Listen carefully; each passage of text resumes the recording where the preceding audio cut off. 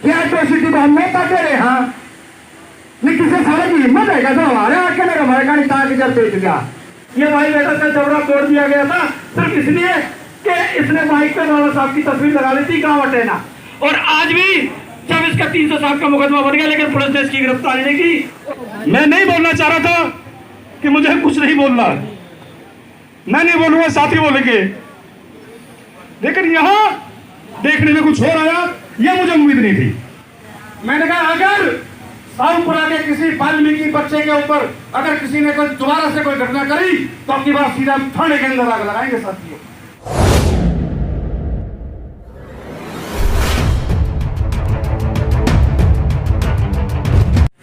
तो जब लड़ना पड़ेगा, बघाना के लोग भी लड़ रहे हैं, चंद्रशेखर भाई बघाना के लोग लड़ रहे हैं लगातार, वहां पर गए थे आप लोग भी, और मिर्जपुर के लोग वो भी वाल्मीकि लोग में जातिवादी की बात नहीं करता, जाति तो भारतीयवाद पर भरी पड़ी है, पड़ी लो कोई से फायदा भी नहीं है, चमार के जाओ, चूड़े के जाओ, वाल्मीकि के जाओ, और जितने चूड़े वाल्मीकि उतने ज्यादा पेटो भी गए।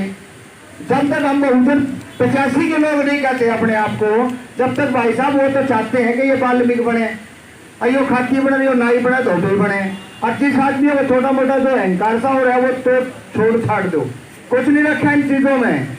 आज भी जब तक एक परिवार से जब एक आदमी लड़ने वाला नहीं निकलेगा, जिस तरह चंद्रशेखर भाई निकल रहे हैं, और मैं फरीदाबाद में कई बार कहता हूँ, अरे भाई इतने बड़े हमें सारे नीले गमछे पहन के निकल रहे हो, बेशर्मी की बात है। एक आदमी मेरे को ये बता दो जो 24 घंटे का सोशल वर्कर हो, क्या एट्रोसिटी को हम नहीं ताके रहे? हाँ, नहीं किसी सारे की हिम्मत है क्या तो हमारे आके ना हमारे गाड़ी ताकि जब तेज गया।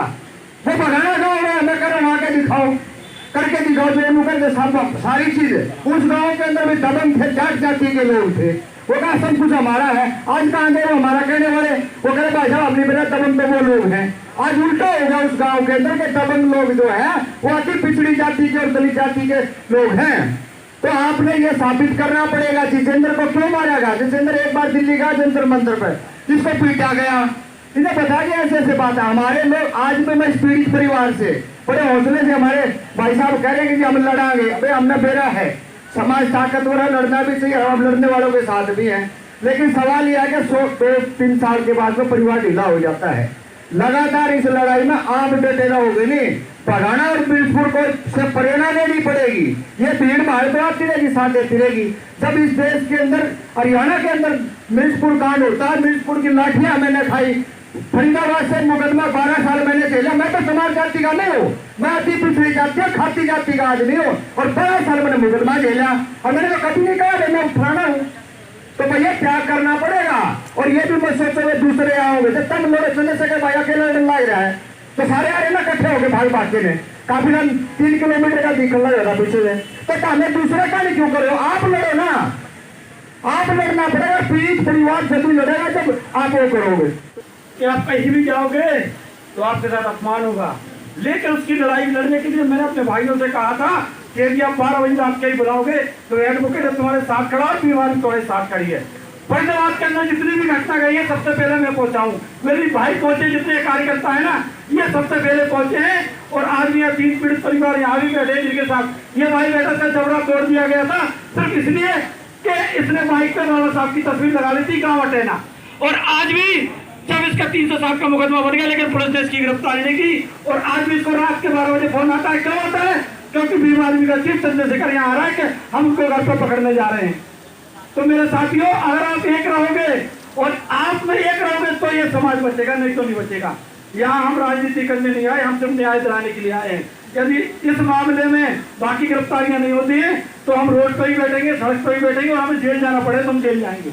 और आज इस समाज के सामने ज्यादा बात ना करते हुए एक बात कहना चाहता हूँ कि मैं इस केस को उस मंजिल तक पहुंचाऊंगा, इसको सजा न करा दूं, लेकिन जब वकील के साथ क्लाइंट खड़ा होता है तभी वकील हो पाता है, और क्लाइंट अलग हो जाता है तो वकील कुछ नहीं सकता। आप लोग समझदार है, बाकी सारी बात। साथियों, व्यवस्था के लिए हम क्षमा चाहेंगे आप साथियों से कि हमारा जो प्रोग्राम था वो बाहर ग्राउंड में करने का था, लेकिन कुछ साथियों की सलाह पे हमने यहाँ कर दिया, इसलिए जगह कम पड़ गई। अब मैं एक बात कहना चाहूंगा, मैं किसी आज की डेट में को राजनीतिक किसी पार्टी के ऊपर या किसी संगठन के ऊपर मैं नहीं बोलना चाहता। साथियों, बोलना जानता हूं समाज का 15 साल नेतृत्व किया है यूनियन का, भाषण भी देने आते हैं, समझ भी है। और साथियों, आज 55 साल की उम्र मुझे यह पता है कौन साथी कौन बोल रहा है, लेकिन मेरा भतीजा की मृत्यु हुई है, इसलिए मैं ज्यादा भाषणबाजी नहीं करना चाहता। आज मैं कहना चाहता हूं आपके बीच में कि सारी पार्टियां, मुझे जानकारी है कहां क्या हुआ है। साथियों, जहां तक परशुराम के मर्डर केस की बात हम कहेंगे, सबसे पहले जब हमें पता चला तो सर्वप्रथम जब मीडिया में बात आई तो भीम आर्मी के लोग साथियों कंधे से कंधे में खड़े हो गए और लोगों ने 2 बार हमारे घर का दौरा किया। मैं ज्यादा नहीं कहना चाहता। उसके बाद और मैं एक वचन देना चाहता हूं आप बीच में कि सर्वप्रथम मैं भीम आर्मी को अपनी तरफ से, अपने परिवार की तरफ से साथियों बड़ा आभार व्यक्त करता हूं कि हमारी इस लड़ाई को उन्होंने जोर शोर से आगे पहुंचाया है और बहुजन समाज पार्टी साथियों में लोगों का आभार व्यक्त करता हूं। साथियों, जहां तक बोलने की बात है, परिवार की तरफ से विश्वास दिलाने की बात है, ये परिवार, इस परिवार की तरफ से ये परिवार ना टूटेगा ना झुकेगा और ना साथियों आपको छोड़ के भगेगा। दरअसल इग्नोर कर दिया हमारी, हम आप लड़ेंगे, आपके साथ हम भी खड़े, आप हमारे साथ खड़े रहिए। साथियों, मैं नहीं बोलना चाह रहा था कि मुझे कुछ नहीं बोलना, मैं नहीं बोलूंगा, साथी बोलेंगे, लेकिन यहां देखने में कुछ और आया, यह मुझे उम्मीद नहीं थी। भाई परशुराम की हत्या के अंदर हरियाणा पुलिस और जिला प्रशासन की पुलिस 8 दिन बीतने के बाद भी ढील बरत रही है। साथियों, आप ये मत समझना कि एक व्यक्ति की गिरफ्तारी होने से इस पूरे मामले का पट्टा पेश हो गया है। हम लगातार जिला प्रशासन से संपर्क में हैं कि जो 2 साथी बचाए जा रहे हैं, जो 2 मुलजिम, जो हत्यारे बचाए जा रहे हैं, उनकी भी गिरफ्तारी जल्द से जल्द करें। जब हम प्रशासन को फोन करते हैं तो प्रशासन के लोग हर दो दिन का समय मांगकर हमसे कह देते हैं कि 2 दिन का समय चाहिए। उसके बाद हमने अपने समाज के जो बड़े नेता थे, जो राष्ट्रीय नेता थे, मैंने खुद मेजन बेनीवाल जी ने उनसे संपर्क करा। उसके बाद भाई चंद्रशेखर भीम आर्मी जी से संपर्क हुआ। उन्होंने कहा कि भाई मैं जरूर आऊंगा, आप एक समय निश्चित कर लें। भाई ने कहा कि पर्सनल प्रोग्राम मत करना, सर्व समाज की पंचायत रखना, जिसके अंदर SC ST OBC के तमाम साथियों को बुलाना। साथियों, कुछ साथियों के दिमाग में यह बहम था कि आज सालपुरा के अंदर भाई चंद्रशेखर इस हत्याकांड का श्रेय लेने आ रहे हैं। साथियों, मैं उन लोगों से कह देना चाहता हूं कि भाई चंद्रशेखर ने ना तो किसी चीज का श्रेय लिया है और ना किसी का श्रेय लेने का प्रयास करते। अगर आज फैजाबाद की प्रशासन की पुलिस यहां पर लाठीचार्ज करती तो भीम आर्मी के कार्यकर्ता और भाई चंद्रशेखर सबसे पहले होते वाल्मीकि समाज की पीड़ा के अंदर। साथियों, वो ऐसे बिल्कुल छोड़कर भागते नहीं। साथियों, मुझे दुख होता है इन बातों को। अरे भाई, राष्ट्रीय लेवल का आदमी अगर हमारे बीच में आता है तो हमारा अधिकार बनता है कि हम खड़े होकर के उसका सत्कार करें, उसका सम्मान करें, उसका मान सम्मान करें। मंच के ऊपर से कहने का अधिकार नहीं बनता कि प्रोटोकॉल सिखाएंगे, एक एक करके सब बोलेंगे, उसके बाद बुलवाएंगे। 25 साल हमने मंचों का संचालन किया है, सामाजिक कार्यों का भी, सामाजिक महापंचायतों का भी। अभी एक मेरे वाल्मीकि समाज का बुजुर्ग डॉक्टर चतर सिंह जी कहा है, डॉक्टर चतर सिंह जी ने कहा कि राजनीति की बात मत करो। अभी एक साथी खड़ा होकर इतनी बुरी तरह से उस बुजुर्ग आदमी से बदतमीज तरह से बोला। तो साथियों, ऐसे बदतमीज लोगों की हमें जरूरत भी नहीं है। और वाल्मीकि समाज की कलाओं में, क्या वाल्मीकि समाज के अंदर भी ऐसे खूंखार और मजबूत साथी हैं कि अगर अपनी पे आए तो पूरे आंदोलन बड़े सर के ऊपर के ले जाएंगे। साथियों, ये वाल्मीकि समाज की ताकत बता रहा हूं। लेकिन हमें तो मजबूती, हमें तो ताकत, हमारे जो आंदोलन का मजबूती आज सर्व समाज ने इस हत्याकांड के अंदर शामिल होकर के दिए। मैं सभी संगठनों का तहे दिल से शुक्रिया अदा करता हूं। साथियों, दिल से शुक्रिया अदा करता हूं, राजनीतिक तौर पर शुक्रिया नहीं करूंगा।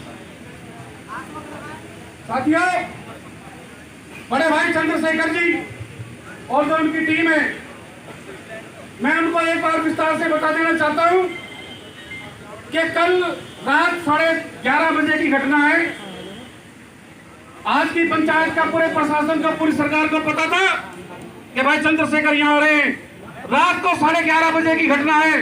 मेरे पास कॉल रिकॉर्डिंग, मेरे पास कॉल रिकॉर्डिंग में सुना भी दूंगा। भाई अशोक भाई खड़े हुए कुछ करिए।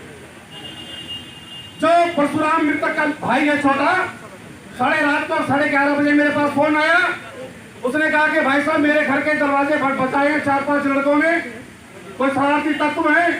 जब मेरे बच्चों ने दरवाजे के अंदर से आवाज दी तो उन्होंने कहा कि भाई अशोक को बाहर भेज दो, तुम्हारे बड़े भाई के मामले में कोई बात करनी है। अरे हराम खोलो, अरे बात करनी है तो दिन में बात करो, आ जाओ, कौन सा बात करने वाला है, खड़े हम तुम्हारे चौराहे के ऊपर। रात को मेरे परिवार को 11 बजे 11:30 बजे परेशान कर रहे हैं। मैंने अशोक को कहा कि अशोक बाहर निकलने की जरूरत नहीं, मैं प्रशासन से बात करता हूँ।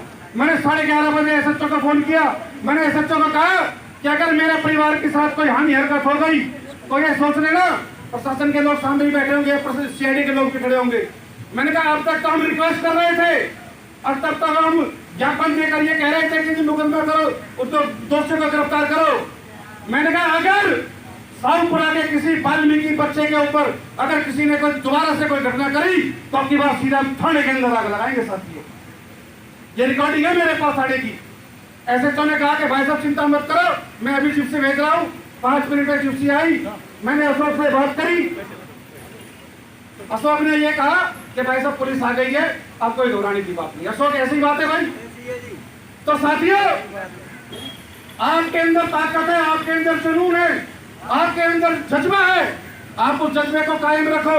और जब भी किसी गांव के अंदर, किसी बस्ती के अंदर, किसी शहर के अंदर किसी दलित भाई के ऊपर कोई कांड होता है तो आप ये मत सोचो कि मैं जाटा हूँ, वो वाल्मीकि है, वो चमार है, वो चूड़ा है। जब तक आप इन बातों को सोचते रहोगे, गली गली, मोहल्ले मोहल्ले, गांव गांव पिटते रहोगे, कुटते रहोगे, बलात्कार होते रहेंगे, मरते रहोगे, मर्डर होते रहेंगे तुम्हारे। आज भाई परशुराम की प्रतिमा के आगे, आपने पूरे समाज के आगे आज इस मंच के माध्यम से शपथ लेकर उठो कि फरीदाबाद के अंदर अगर कोई कांड होगा तो चाहे रात के 12 बज रहे हो, हम रात के 12:05 पे 2:30 दिन बना देंगे। साथियों मैं ज्यादा बोल गया हूं तो समझ आता हूं, लेकिन जो भी वक्ता बोले इस घटना के ऊपर बोले, राजनीतिक पॉइंट कोई ना बोले। साथियों अगर किसी ने राजनीतिक बात करने की कोशिश करी तो साथियों मंच से बाइक नहीं लिया जाएगा। अगर वो अपने आप को बेहद सोचे कि मेरा अपमान हो गया तो बेशक अपमान हो जाए भाई साथियों। यहाँ मरने मारने की बात है या समाज को न्याय दिलाने की बात है या विधानसभा की टिकट मांगने की बात नहीं है, या लोकसभा के अंदर, संसद के अंदर जो है देश का प्रधानमंत्री बनने की बात नहीं है।